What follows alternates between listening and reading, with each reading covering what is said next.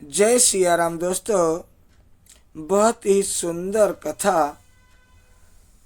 मारीच ने रावण की बातों को सुन करके मन में विचार किया कि रावण के हाथों से मारा जाना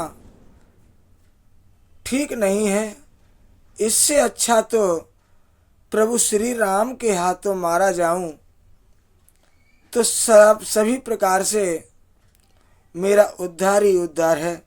ऐसा सोच करके मारीच रावण के साथ चल देता है दोस्तों, और मन ही मन में सोच रहा है कि मेरे परम प्रियतम को देखकर नेत्रों को सफल करके सुख पाऊंगा। जानकी सहित और छोटे भाई लक्ष्मण समेत कृपा निधान श्री राम जी के चरणों में मन लगाऊंगा, जिनका क्रोध भी मोक्ष देने वाला है और उनकी भक्ति को भी बस में करने वाली है। वे ही आनंद के समुद्र श्री राम अपने हाथों से बाण संधान कर मेरा वध करेंगे और धनुष बाण धारण किए मेरे पीछे पीछे पृथ्वी पर दौड़ते हुए प्रभु को मैं फिर मुड़ मुड़ करके देखूंगा। मेरे समान कोई दूसरा भाग्यशाली नहीं होगा। ऐसा सोच करके दोस्तों मारीच और रावण वहां आ जाते हैं जहां भगवान श्री राम रहते हैं। अब आप आगे की कथा सुने। तेहि बन निकट दसानन गेहू, तब मारीच कपट मृग भयऊ। अति विचित्र कछु बरन न जाई, कनक देह मन रचित बनाई। दोस्तों, जब रावण उस वन के निकट पहुंचा जहां वन में रघुनाथ जी रहते थे, तब मारीच दोस्तों कपट मृग बन गया। वह अत्यंत ही विचित्र था, कुछ वर्णन नहीं किया जा सकता। सोने का शरीर मणियों से जड़कर बनाया था। सीता परम रुचिर मृगु देखा, अंग अंग सुमनोहर भेखा।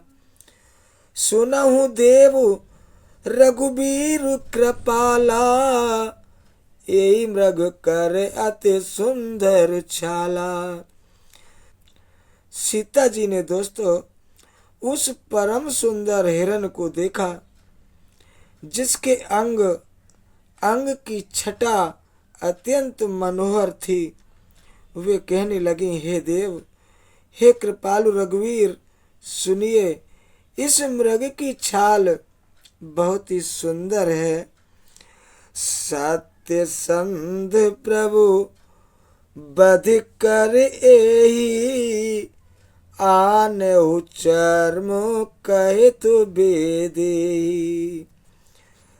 तब रघुपति जानत सब कारण, उठे हरष सुर काजु सवारन। दोस्तों, जानकी जी ने कहा, हे सत्य प्रतिज्ञ प्रभु, इसको मारकर इसका चमड़ा ला दीजिए। तब श्री रघुनाथ जी मारीच के कपट मृग बनने का सब कारण जानते हुए भी दोस्तों देवताओं का कार्य बनाने के लिए हर्षित होकर उठे। मृग बिलो के कटे पर कर बांधा, कर तल चाप रुचिर सर साधा। प्रभु लक्ष्मण नहीं कहा समुझाई, फिरत विपन निश्चर बहु भाई। दोस्तों, हिरण को देखकर श्री राम जी ने कमर में फेंटा बांधा और हाथ में धनुष लेकर उस पर सुंदर बाण चढ़ाया। फिर प्रभु ने लक्ष्मण जी को समझा कर कहा, हे भाई, वन में बहुत से राक्षस फिरते हैं। सीता के करहु रखुवारी, बुद्धि विवेक बलो समय विचारी। प्रभु बिलो के चला मृगुभाजी, धाये राम सरासन साजी। तुम बुद्धि और विवेक के द्वारा बल और समय का विचार करके सीता जी की रखवाली करना। प्रभु को देखकर मृग भाग चला। श्री रामचंद्र जी भी धनुष चढ़ाकर उसके पीछे दौड़े। निगम नेति शिव ध्यान न पावा, माया मृग पाछे सोधावा। कबहु निकट पुनि दूर पराई, कबहु को प्रकटई कबहु छपाई। दोस्तों, वेद जिनके विषय में नेति नेति कहकर रह जाते हैं और शिवजी भी जिन्हें ध्यान में नहीं पाते, अर्थात जो मन और वाणी से नितांत परे हैं, वे ही श्री राम जी माया से बने हुए मृग के पीछे दौड़ रहे हैं। वह कभी निकट आ जाता है और फिर दूर भाग जाता है, कभी तो प्रकट हो जाता है और कभी छुप जाता है। प्रगटत दुरत करत छल भूरी, यही विधि प्रभु गयो ले दूरी। तब तक राम कठिन सरु मारा, धरन परेऊ करे घोर पुकारा। दोस्तों, इस प्रकार प्रकट होता और छुपता हुआ तथा बहुत छल करता हुआ वह प्रभु को दूर ले गया। जब श्री रामचंद्र जी ने तक कर निशाना साध कर कठोर बाण मारा, दोस्तों, जिसके लगते ही वह घोर शब्द करके पृथ्वी पर गिर पड़ा। लक्ष्मण कर प्रथम ही ले नामा, पाछे सुमिरे सी मनि महु रामा। प्राण तजत प्रकटे सी निज देहा, सुमिरे से राम समेत स्नेहा। दोस्तों, पहले तो लक्ष्मण जी का नाम लेकर उसने पीछे मन में श्री राम जी का स्मरण किया। प्राण त्याग करते समय उसने अपना राक्षसी शरीर प्रकट किया और प्रेम सहित श्री राम जी का स्मरण किया। अंतर प्रेम तासु पहचाना, मुनि दुर्लभ गति दीन सुजाना।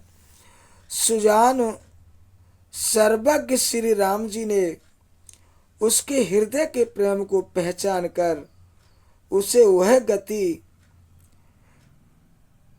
दी जो मुनियों को भी बड़ी दुर्लभ है। विपुल सुमन सुर बरसहि, गावई प्रभु गुण गाथ। निज पद दीन असुर कहु दीन बंद रघुनाथ। देवता बहुत से फूल बरसा रहे हैं और प्रभु के गुणों की कथाएं गा रहे हैं। श्री रघुनाथ जी ऐसे दीनबंधु हैं कि उन्होंने असुर को भी अपना परम पद दे दिया। दोस्तों, भगवान राम ने कपट रूपी माया मृग यानी कि मारीच का उद्धार कर दिया है यहाँ पर। लेकिन मृग ने जो लक्ष्मण जी का नाम लिया था, वह आवाज सुनकर के सीता जी बड़ी ही चिंता में फंस गईं और लक्ष्मण जी से क्या कह रही हैं, इस कथा को आप अगली वीडियो में सुनेंगे। अभी के लिए इतना ही। जय सिया राम। कथा अच्छी लगी हो तो लाइक कर दें और कमेंट में जय सिया राम लिखना ना भूलें। जय सिया राम।